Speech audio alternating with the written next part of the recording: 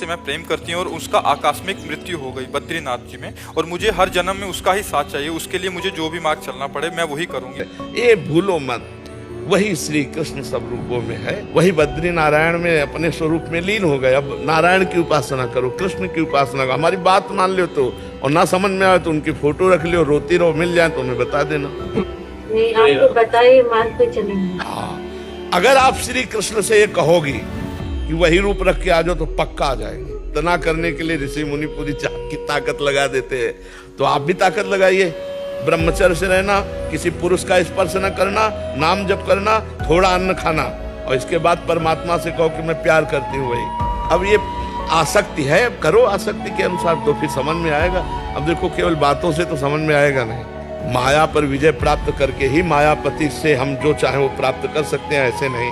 बहुत कठिन है, बहुत कठिन है। हाँ, प्यार का निर्वाह करना है तो वृंदावन में बैठी ब्रह्मचर्य रहना, हम जब कह रहे, और नाम जप करना, और प्रभु ही थे वो, और प्रभु से प्रार्थना करना। अभी बच्चे कहाँ इस बात को समझ रहे हैं, कहाँ समझ रहे हैं कि हम अपने जीवन को कितने गड्ढे में गिरा रहे हैं। जो सहवास है वो मनुष्य के लिए सहज योग है पाणी ग्रहण के बाद, लेकिन 13 वर्ष की अवस्था से 22 वर्ष की अवस्था के मध्य में जो हस्त क्रिया है उसे गृहस्थी लायक नहीं रखेगी। अरे 20-22 तक ब्रह्मचर्य रहे, फिर पाणी ग्रहण किया, गृहस्थी में गए, संतान उत्पन्न किया, फिर भजन मार्ग को स्वीकार करके पहली अवस्था ब्रह्मचर्य और शास्त्रों का स्वाध्याय पढ़ाई लिखाई, दूसरी अवस्था जवानी में गृहस्थ धर्म का, और तीसरी और चौथी अवस्था भगवान के लिए व्यतीत करते हुए वो पर ब्रह्म को प्राप्त होते थे। अब पहली अवस्था ये भ्रष्ट हो गई। छोटे छोटे बच्चे हैं जिनको इस समय बिल्कुल नहीं करना चाहिए, नहीं जीवन बर्बाद हो जाएगा, वो गंदे आचरणों से युक्त हो गए।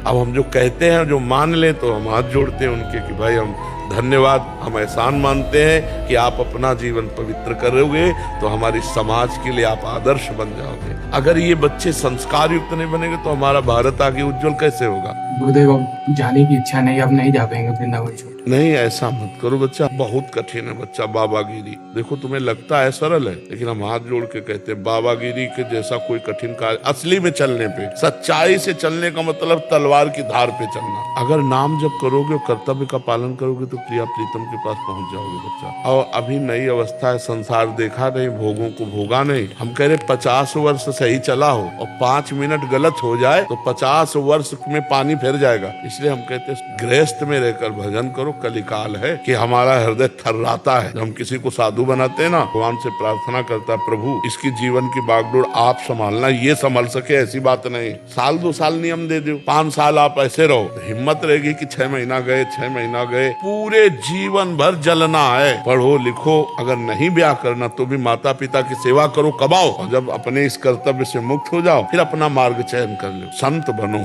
पर हृदय से। गुरुदेव, आजकल कक्षाओं में बच्चे शिक्षकों गुरुओं की अवज्ञा अनादर करते हैं। अब हम लोग जब प्रातः काल उठते थे तो माता पिता ने सिखाया, धरती माता के पैर छुओ, कराग्रे वस्ते लक्ष्मी। अब भी याद है, कर मध्य सरस्वती कर मूल्य ब्रह्मा। और अगर पैर छूने में चूक हो जाती थी तो माता जी कहती थी भगवान छूते थे। प्रातः काल उठ के रघुनाथा, मात पिता गुरु नामय माता, तुम भगवान से बढ़कर हो, चलो सबके जाओ, फिर गलती मानो छुओ। वो संस्कार जो बचपन में दिए जाते हैं तो वही कभी मतलब गुरुजनों का विरोध करने की वृत्ति ही नहीं आ सकती। पर अब छोटे छोटे बच्चे हैं, इतने मतलब उनकी बुद्धि तीव्र है, पवित्र नहीं है, इतनी तीव्र है कि पूछो मत। अगर वो पवित्र हो जाए तो बहुत काम में आ जाए। और इतने छोटे छोटे बच्चे दुनिया की बात सर्च कर लेते हैं, तो बुद्धि तो है तीव्र लेकिन वो अपवित्र बुद्धि है। अगर विवेकवान हो तो काम हो। और जिसके घरों में स्त्री को दुख दिया जाता है उनके घरों में कभी लक्ष्मी नहीं टिकती, ये ध्यान रखना।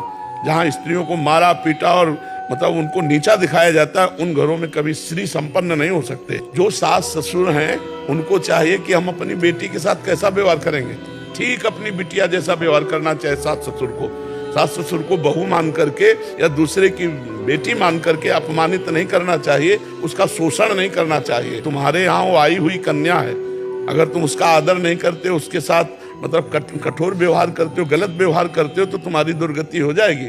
पहली बात तो यही हो जाएगी, और यहाँ बचेगी तो नरक में हो जाएगी। इसलिए बहुत सावधान रहना चाहिए।